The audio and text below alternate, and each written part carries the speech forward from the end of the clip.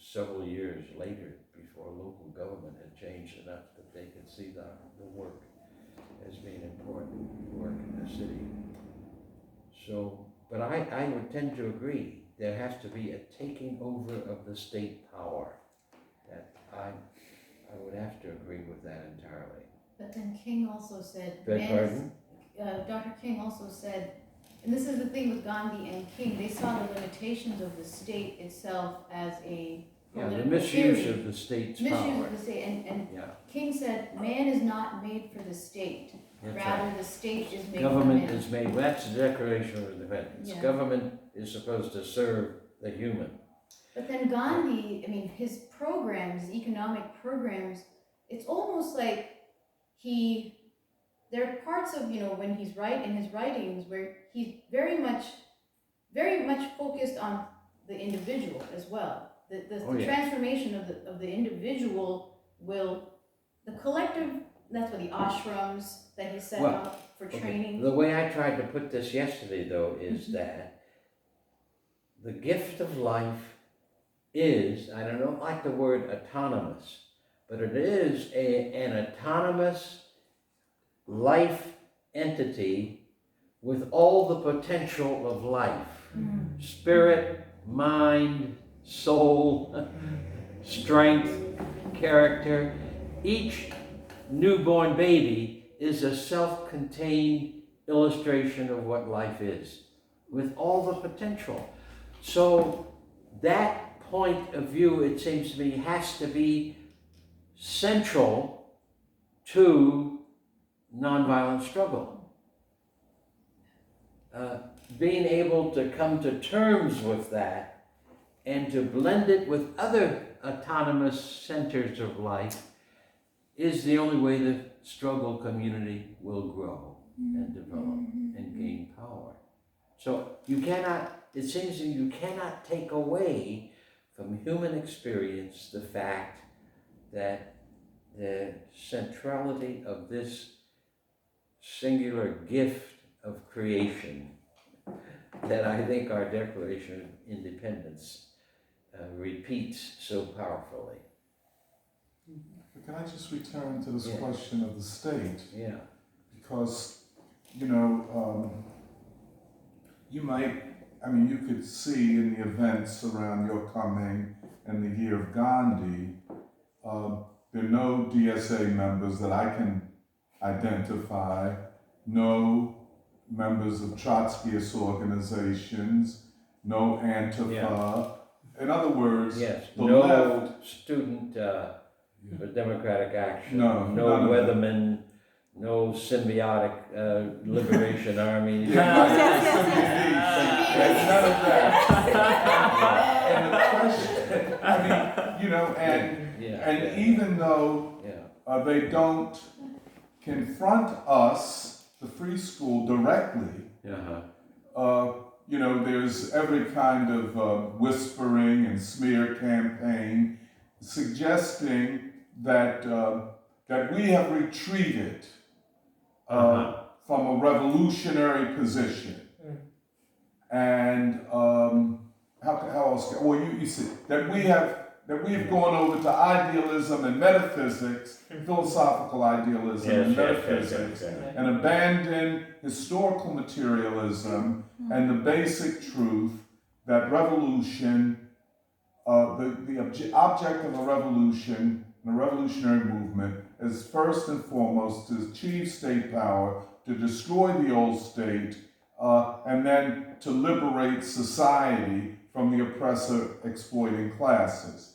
Now, I think, in my mind, there are many arguments, and your argument about the historical evolution of Western civilization and its roots in violence, externally and internally, empire, imperialism, and internal violence, but never as severe as the violence against the other, the colonies and so on.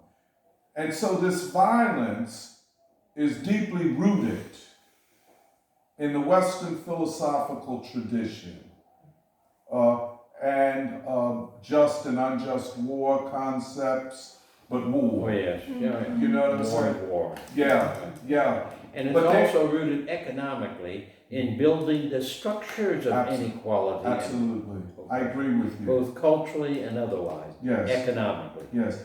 And so let me just make one quick point here. Yeah. You know, in Gandhi, he seems to completely abandon Western philosophy, except for maybe Tolstoy, and I don't know how Western that is, it might be both. King does the same thing. I forget the essay where he makes the point. You remember the essay? Yeah, it's where you're talking about the one where he questions the origins of the Christian church? And of Western philosophy. And epistemology, Freudian Nietzsche. psychology, Nietzscheanism. I mean, he literally and says in effect that he looks to the east. Right, Freud. Yeah. Was it not enough? Yeah. So this, I mean, I'm just, you see the grappling point here, and I think that there's a need for us to further develop and extend this theory of change that both, I don't know whether I'm saying an alternative, but a fuller, I would say, understanding of what the revolutionary process is. I mean, King talked about it all the time. It was so obvious that when he said a revolution of values, the creation of a beloved community, that what does it mean? I mean, he's almost saying, what does it mean to take state power if there is no fundamental change of values? A renaissance. Yeah. And so I just like to hear I hate to talk so long, but I'm so interested in how you would address these issues. Well, frankly speaking, I have to admit that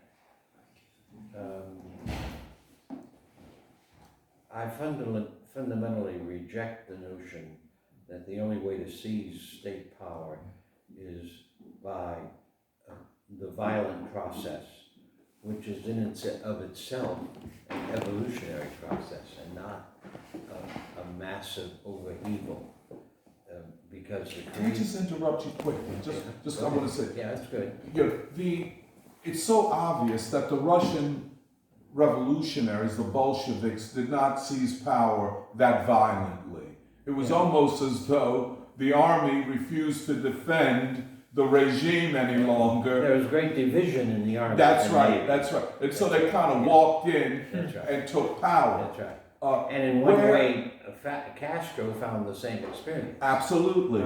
But let's take Germany or the United States. Wherever the concept is that we have to, by arms, seize the state is never seized. Yeah. You see what I'm saying? Yeah. Which means that's then... a very important point. Yeah, that the door is open. Mm-hmm. Henry Winston, I wrote a little piece on Henry Winston and Gandhi. Divya asked me to. And in it, Henry Winston, chairman of the Communist Party, in his book Strategy for a Black Agenda, writes this deep defense of Martin Luther King, where he says that King's concept of coalition and other things would lead to a political realignment, which could suggest, and I put quote, the peaceful seizing of state power.